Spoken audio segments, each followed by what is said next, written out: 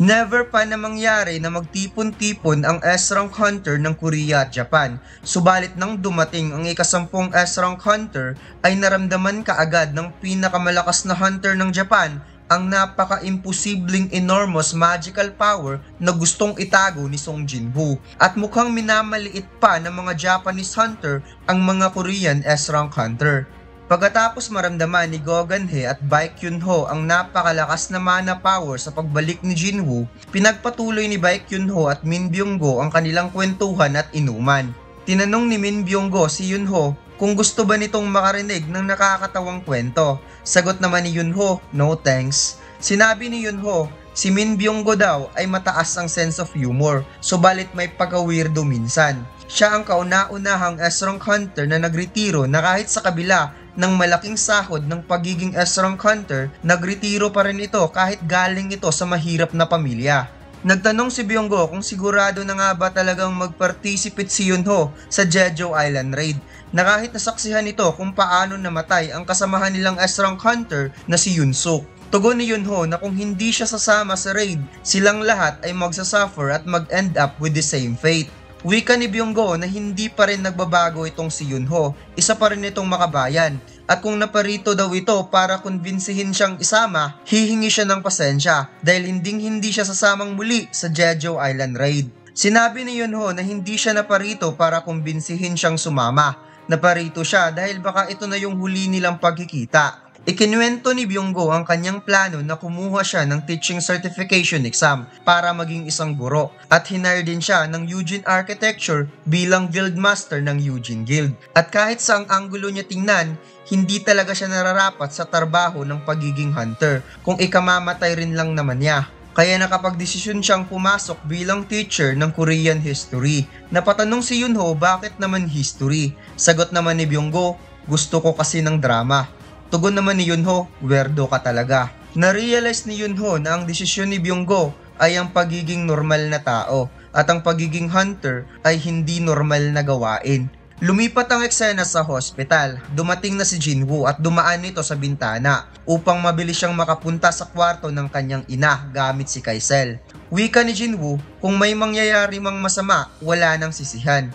Ngunit marami ng himalang ginawa ang system sa kanya, lalo na sa hindi kapanipaniwalang ang isang E-Rank Hunter ay naging S-Rank Hunter. Pinainom ni Jinwoo ang kanyang ina habang nanginginig ito sa magiging resulta kung ano ang mangyayari pagkatapos nito. Naaalala ni Jinwoo ang peklat sa leeg ng kanyang ina. Gusto lang sana niya noon na linisin ang buhok ng kanyang ina, ngunit siya daw ang may kasalanan kung bakit ito nagkapeklat. Napansin ni Jinwoo na bumalik na ang kulay ng balat ng kanyang ina, ngunit hindi pa rin ito gumigising. Isa lang daw ang rason kung bakit siya patuloy na lumalakas. Gusto niyang pasanin ang bigat na pinapasan ng kanyang ina. Lumipat ang eksena kay Jin-ah. Nag-aaral ito ngayon at hindi daw siya makapag-concentrate.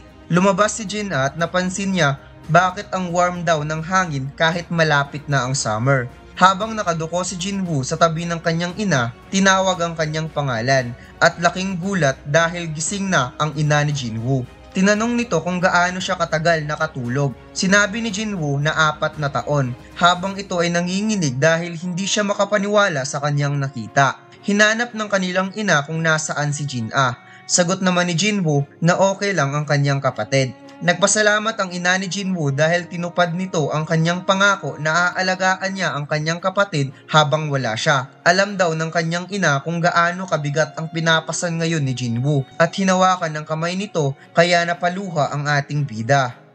Sobrang ganda talaga ng 6eye Gojo t-shirt design natin mga lods at sobrang dami nang nag-order nito. Sino ba naman ang hindi gustong mag-order sa sobrang angas ni Gojo? At mayroon tayong bagong t-shirt design na i-release this month. Jujutsu Kaisen, Gojo X Sukuna at One Piece Sun God Nika. Kaya sa mga gustong mag-order, check nyo na lang ang link sa description o comment section.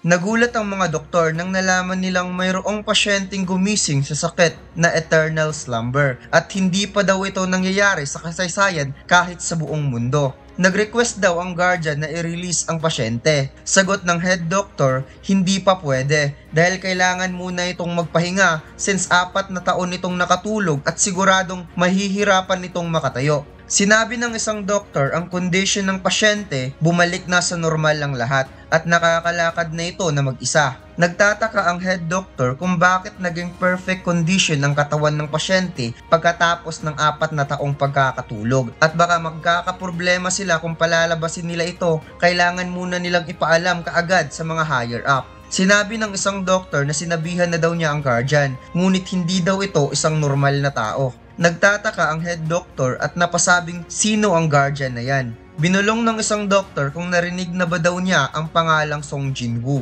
ang ika-10 S-rank hunter ng South Korea, ang guardian ng pasyente na tinutukoy niya. Kaagad lumingon ang head doctor at napasabing ang pasyenteng nasa perpektong kondisyon ay hindi nila kailangang pilitin sa hospital, kaya pwede na silang ma-release kaagad. Samantalang hindi makapaniwala ang ina ni Jin-woo na sobrang laki na ng kanyang anak na babae, habang si Jin-ah napaiyak at kaagad niyakap ang kanyang ina. Sinabi ni Jin-woo hindi daw nasayang ang kanyang effort at binigyan talaga siya ng malaking reward. Subalit ang trabaho ng pagiging isang hunter ay parang tumawid sa tulay ng hindi na bumabalik. Tumambay muna si Jin-woo sa labas ng hospital at nakita niyang napakadaming missed call sa kanyang cellphone since hindi nga niya ito pinapansin mula noong pumasok siya sa Daemon Castle. Kaya napagtanto niyang kung maimportante silang kailangan, siguradong tatawag yan ulit. Nakita ni Jin-woo ang bagong balita na nakunan ng kamera noong ginamit niya si Kaisel. Tinawagan si Jin-woo ni Go Gan-hye at tinanong niya kung ano ang nangyari. Sinabi ni Go Gan-hye na siguradong alam na ni Jin-woo ang nasa balita. Subalit wala ngang kaalam-alam si Jin-woo, kaya napagtanto niyang patungkol ito kay Kaisel. Narealize ng chairman na hindi pa alam ni Jin-woo kung ano ang nasa balita. Subalit hindi daw niya ito sasabihin sa telepono dahil nag-iingat siya. Kaya narealize ni Jin-woo na hindi ito patungkol kay Kaisel at tinanong niya kung patungkol saan ang balitang ito dahil galing daw siya sa lugar na mahirap makontak. Tinanong ni Go Gan-hye kung busy si Jin-woo dahil pupuntahan daw niya ito. Wika ng ating bida na siya na lamang ang pupunta sa Hunter Association.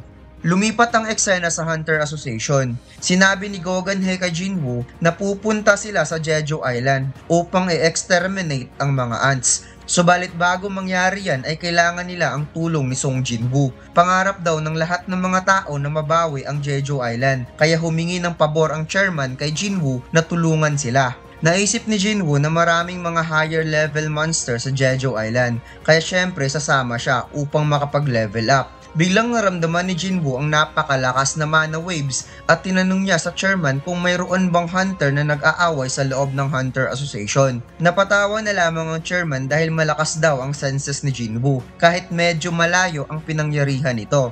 Ang mga S-rank hunter daw ngayon ay nagsasanay dahil mayroon na lamang 4 na araw bago magsimula ang kanilang raid sa Jeju Island. Si Ryuji Goto at ang ibang S-rank hunter ay nandoon. Kahit daw hindi isang hunter ay siguradong alam ang patungkol sa pinakamalakas na guild ng Japan na pinamumunuan ngayon ni Ryuji Goto. Ang sumunod na panel ay makikitang nakikipaglaban itong si Baek Kyun-ho sa isa pang S-rank hunter at mukhang pareho ang dalawa na may napakalakas in terms of strength power. Napansin ni Baek na biglang hinawakan ng kanyang balikat at gumawa ito ng blocking attack sa kanyang paa kaya bigla siyang na-knockout. Sinabi ng isang S-rank hunter na si Baek daw ay isang batang instructor, ngunit hindi nito ginagamit ng maayos ang kanyang lakas. Sinabi ni Baek, hindi ako instructor, at muli itong tumayo upang ipakita kung sino ang pinakamalakas sa kanilang dalawa. Sinabi ng chairman na bihira lang na mangyari na malagay sa isang lugar ang mga S-rank hunter, kaya magkakaroon talaga ng malakas na mana wave.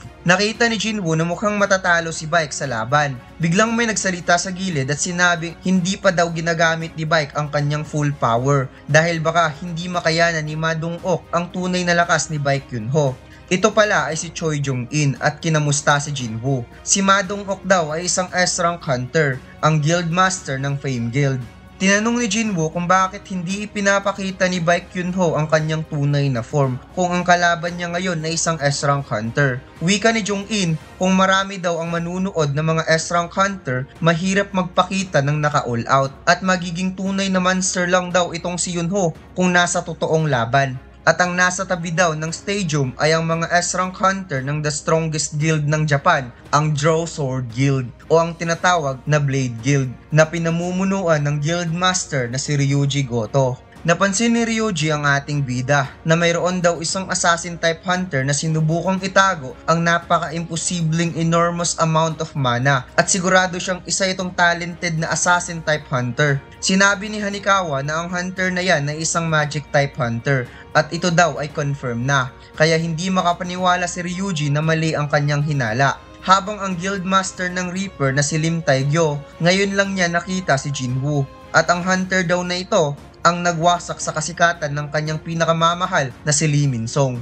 Napansin din ni Cha Hae-in na parang nagbago na naman si Jinwoo. Naging iba na daw ang atmosphere simula noong huli silang nagkita. Samantalang ang dalawang Japanese S-rank hunter ay napag-usapan din ng ating bida. Sinabi ni Ishida kay Kai na ang hunter na nasa itaas ay ang ika-10 S-rank hunter ng South Korea. Sagot naman ni Kai, huwag mo akong kausapin Ishida. Napansin ni Kai na mayroon din palang S-rank hunter ang South Korea na sensitive ang ilong at tinatakpan lang daw ito ng handkerchief. Kaya sigurado siyang mababa ang level nito compare sa kanya. Subalit gusto sana niya itong kausapin dahil nagagandahan siya. Kaso hindi siya marunong magsalita ng Korea.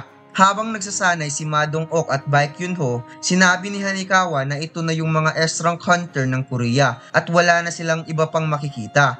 Siguro dahil nakita niya kung paano magsagawa ng raid si Ryuji kaya hindi na siya nai-impress sa iba pang S-rank hunter.